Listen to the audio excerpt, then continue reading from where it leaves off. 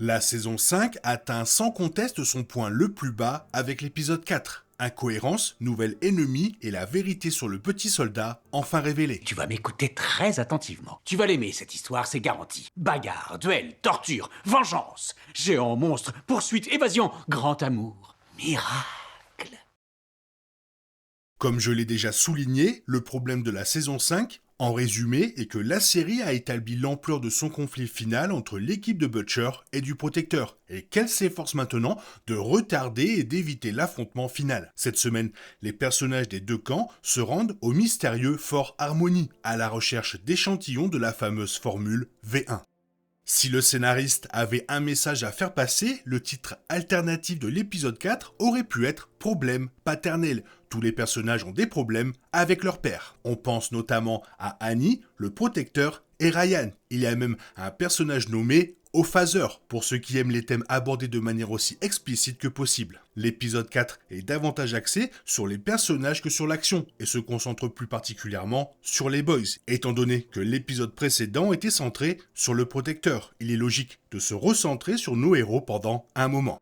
S'il est une chose que cet épisode nous rappelle brutalement, c'est que héros et méchants sont les deux faces d'une même pièce. Les boys, du moins les humains du groupe, sont tous à une injection de composé V de devenir le Protecteur. Le pouvoir corrompt, un thème que la série martèle sans relâche depuis le début. Yui semble être l'exception, le véritable pilier moral de la série, même s'il n'est pas à l'abri de la toxoplasmose collective qui frappe les boys lors de leur recherche du V1 à Fort Harmony. Jusqu'à présent, cette ultime saison exploite habilement la tension latente entre les boys. Ils ont toujours été une poudrière, surtout avec le capricieux Butcher à leur côté. Toutefois, compte tenu des enjeux et du fait que le Protecteur est plus proche que jamais de l'immortalité, les tensions atteignent leur paroxysme. Et quel meilleur moyen pour les boys de dire ce qu'ils pensent que de les soumettre à une infection parasitaire aéroportée qui les rend furieux. Fini les filtres, place à la violence. Si l'infection est l'élément déclencheur de l'intrigue, la montée en puissance des conflits internes dans l'épisode 4 paraît naturelle. Les scènes de combat sont parfaitement chorégraphiées et captivantes, surtout grâce à la franchise brutale des boys, plus tranchante que n'importe quelle lame. Cette formule fonctionne également avec le Protecteur et le petit soldat. On a vraiment l'impression que la série a un véritable problème à résoudre avec eux. Leurs chamailleries et leurs disputes sont pour le moins divertissantes. Cela donne lieu à ce qui est sans doute la scène la plus mémorable d'un épisode par ailleurs assez fade. Butcher confronte un Protecteur amoindri devant la cellule de radiation et lui promet, avant de mourir, « Je t'aurai », présage ou menace en l'air. Malgré tout, force est de constater que la série se démène pour nous offrir une nouvelle confrontation entre l'équipe et le Protecteur sans aucune conséquence durable pour aucun des deux camps. Même s'il s'agit de la dernière saison et qu'on nous avait promis personne n'est à l'abri, on a vraiment l'impression que tout le monde est protégé par le scénario. Pas de mort, pas de révélation majeure et pas de V1. Cet épisode pourrait probablement être complètement ignoré sans que cela n'ait d'incidence majeure sur l'intrigue générale de la saison 5. Comme Yui le dit à Stella, c'était une mission qu'il fallait mieux rater.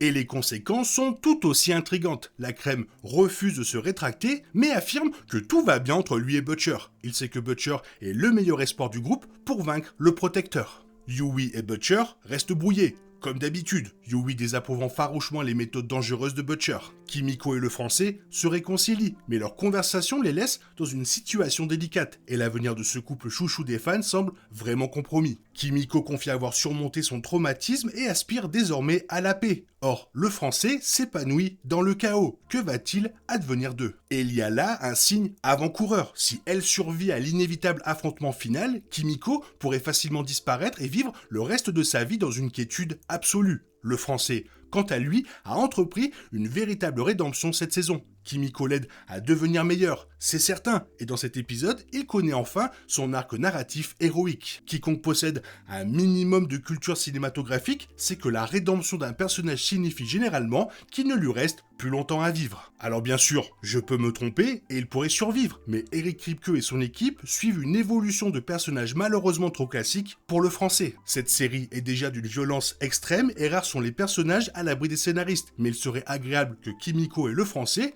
qui ont tant enduré, s'en sortent indemnes. Cela dit, c'est un vrai plaisir de le voir à l'œuvre dans l'épisode 4, tandis que les autres succombent à l'infection. L'ingéniosité de celui-ci est admirable, surtout lorsqu'il nargue le tout-puissant et quasi immortel Petit Soldat. Ce dernier est confronté à son passé à Fort Harmony lorsqu'avec le français, il découvre la source de l'infection. Un ancien soldat qui s'était porté volontaire pour les tests et qui le harcelait sans cesse. Le Petit Soldat est clairement l'inverse de Captain America, un garçon chétif qui ingère un sérum de super soldat et se transforme en arme. Cependant, le Petit Soldat est loin de posséder la bonté inébranlable ou la moralité inflexible de Steve Rogers. Cet épisode lève le voile sur une facette inédite du Petit Soldat, sa vulnérabilité. Après avoir tué Queen, il s'excuse abondamment. Il est clair qu'il entretenait une relation complexe avec ce soldat. Vought Rising apportera sans aucun doute des éclaircissements à ce sujet. Jensen Ackles excelle dans les rôles de salaud, mais il est encore meilleur lorsqu'il exprime la tendresse d'un personnage. Il transmet ce traumatisme générationnel au protecteur. Il l'enferme dans une cellule remplie d'uranium enrichi car il est son fils.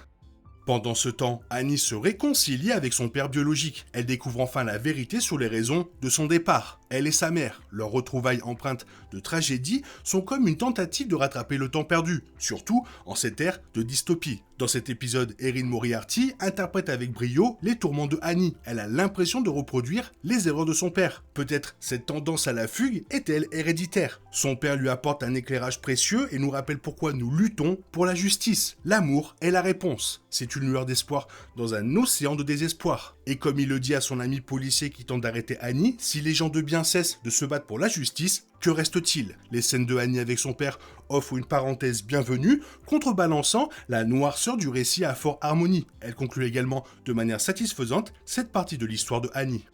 Plus tôt dans l'épisode, le protecteur informe Firecracker de la visite de l'ange. Il l'exhorte à prendre l'initiative de clamer haut et fort qu'il est Dieu. Qui aurait cru que le meilleur moyen de régler ses problèmes paternels était de devenir le Père Céleste? La tension est palpable lors de cet échange. Valerie Curie incarnant à la perfection le conflit intérieur de Firecracker, qui tente désespérément de le dissimuler derrière un sourire forcé. Après tout, au moindre signe d'hésitation, il la tuera. Pourtant, Firecracker tient bon et avec Ophaser, elle proclame aux masses qu'il est le Seigneur et qu'il n'existe qu'une seule église dans ce pays, l'église démocratique d'Amérique. La liberté de religion est mise à rude épreuve, mais ici, c'est du fascisme et chacun pratique sa religion comme il entend. La loyauté de Firecracker envers le protecteur est mise à rude épreuve dans cet épisode. Il pose les bases de la suite de son histoire. Firecracker changera-t-elle de camp ou bien abandonnera-t-elle ses doutes pour suivre aveuglément le protecteur dans les ténèbres? Nul ne le sait dans cette ultime saison de la série. Les boys découvrent qu'un super du nom de Bombsight est déjà passé par là et a récupéré le sérum restant. C'est un développement intéressant car Bombsight est destiné à jouer un rôle majeur dans le spin-off préquel Vought Rising. Toutefois, avant de le voir dans le spin-off, Bombsight semble désormais prêt à intégrer la série principale de manière significative. Bombsight est un super-héros spécialisé dans l'aviation, actif à l'époque de Frederick Vought. Ce personnage est interprété par Mason Dye, surtout connu pour son rôle de Jason Carver, figure clé de l'intrigue de la saison 4 de Stranger Things. L'un des rares sujets d'expérience à avoir survécu au V1, Bombsight fait partie de la première génération de Super Vought aux côtés du Petit Soldat. On ignore la nature exacte des pouvoirs de Bombsight, les dialogues de l'épisode confirment qu'il est l'un des super les plus forts physiquement. Particularité de cette élite, il a un faible pour une substance narcotique particulière, ce qui permet aux boys de découvrir son identité. On sait également qu'il n'a pas été vu depuis des décennies et qu'on le croyait mort. Ses motivations pour s'emparer du V1 restent mystérieuse. Espérait-il convertir quelqu'un? On peut parier que les réponses ne tarderont pas, car le personnage devrait faire son apparition très prochainement dans la série. Quant à savoir s'il survivra à cette apparition, c'est une autre histoire. Après tout, Vought Rising est un préquel.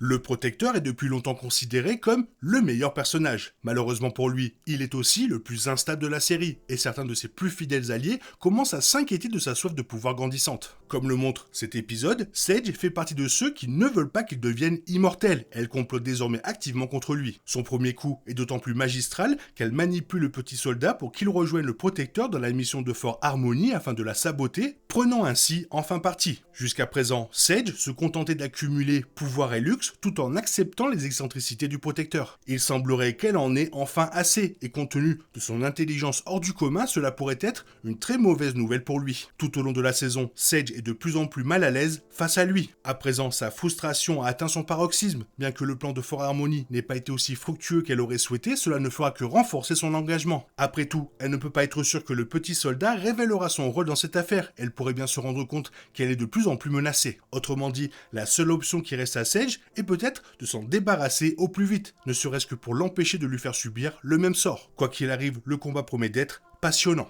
Le protecteur conteste ouvertement l'image de dur à cuire que son père se donne en révélant qu'il connaît la vérité sur lui. Loin d'être un héros de guerre ou un gamin courageux à la Captain America devenu super soldat pendant la Seconde Guerre mondiale, le petit soldat était un fils de riche un peu intello. Jaloux de son frère, héros de guerre, il a supplié son père de s'inscrire aux essais du composé V de Frederick Vogt où il s'est comporté comme un enfant apeuré. Comme si cela ne suffisait pas, le bourru petit soldat se retrouve face à face avec quelqu'un qu'il a connu autrefois. Quinn, le super colérique et haineux, sous forme de plante, coincé à Fort Harmony. Le petit soldat se lance alors dans un monologue furieux, confirmant ainsi que ses camarades le méprisaient, le considéraient comme un gamin pourri gâté et indigne de recevoir des super pouvoirs. Aïe. Lorsque le français le provoque et l'incite à vaincre Quinn grâce à son explosion thoracique, le super n'est plus que l'ombre de lui-même. Quand le protecteur parvient enfin à s'échapper de la cellule à radiation où le petit soldat l'avait enfermé et arrive pour l'affronter, même lui est choqué de le voir réduit à un état de détresse extrême, en larmes et complètement épuisé. Étrangement, cette situation révèle qu'au fond, le père et le fils super sont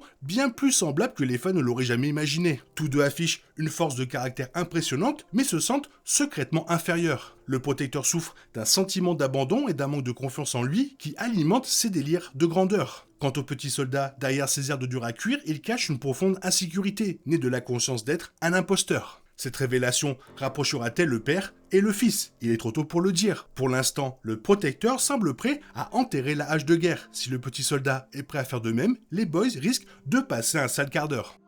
Le protecteur finit par s'échapper de la cellule, mais la série n'aborde pas vraiment la question de la radioactivité. Si tous les super ayant survécu au V1 et maintenant le protecteur ont été enfermés dans cette pièce, comment se fait-il qu'ils ne soient pas devenus tellement radioactifs que leur simple proximité soit synonyme de mort certaine? Compte tenu de son fonctionnement, le protecteur et tous les super ayant survécu à la chambre, vraisemblablement tous les utilisateurs de V1, puisque le petit soldat laisse entendre qu'elle a été utilisée sur eux lors des tests, devraient effectivement être radioactifs. Cela semble d'ailleurs être le cas, du moins en partie. À la fin de l'épisode, on voit Lacrem et Butcher regarder un vieux clip soviétique montrant un scientifique utilisant un compteur GGR sur le petit soldat. Le bruit de l'appareil indique clairement que son corps est fortement radioactif.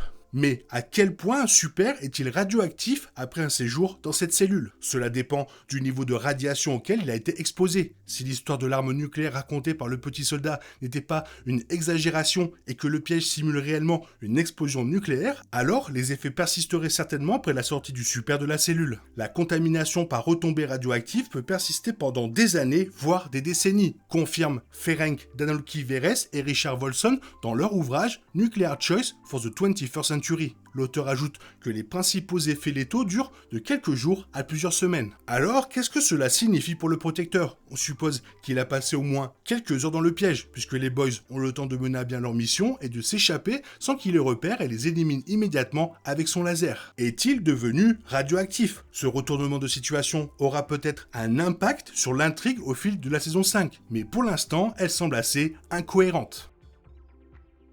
Finalement, pour finir cette vidéo, le problème de The Boys saison 5, c'est de trop nous vendre Vogt Rising. Depuis le début de la saison 5, ils nous vendent ce spin-off à fond les ballons.